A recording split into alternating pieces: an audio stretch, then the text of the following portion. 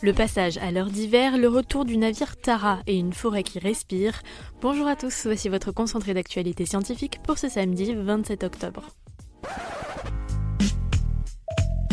La différence entre l'homme des cavernes et nous, c'est le résultat de la science. Et ce n'est pas une opinion, c'est de la science. Notre monde n'est pas si moche.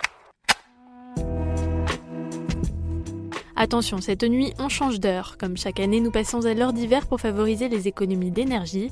Cela pourrait bien être cependant la dernière fois, car de nombreux politiques souhaitent arrêter cette pratique. Nous vous épargnons le casse-tête annuel, vous dormirez cette nuit 1 heure de plus et vos horloges devront être reculées d'un cran.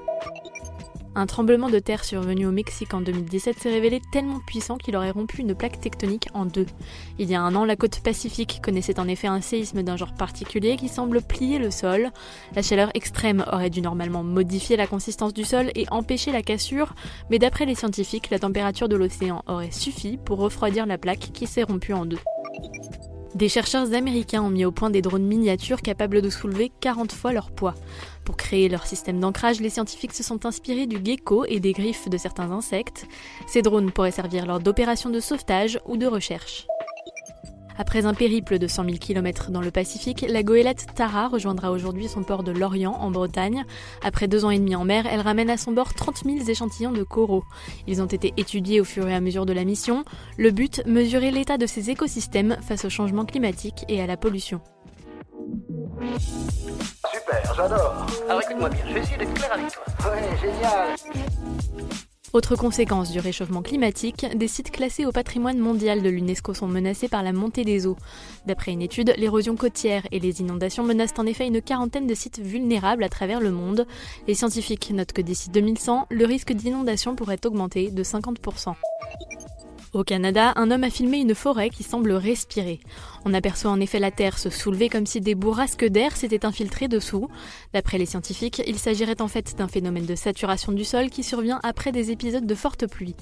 Lorsque le vent souffle en même temps sur les cimes des arbres, cela provoque une sorte de vague impressionnante sur le sol. Des scientifiques pensent avoir découvert comment le cerveau décide ce qu'il faut apprendre. D'après leur étude, le noyau paraventriculaire de l'hypothalamus jouerait un rôle décisif dans l'assimilation des informations. Ces travaux pourraient à terme faire avancer le traitement contre les addictions. Des astronomes ont confirmé une collision entre le petit et le grand nuage de Magellan, 2 galaxies satellites de notre Voie lactée. Si vous nous écoutez depuis l'hémisphère sud, vous pourrez même le constater dans le ciel nocturne, on peut apercevoir 2 nuages lumineux qui signifient cette collision.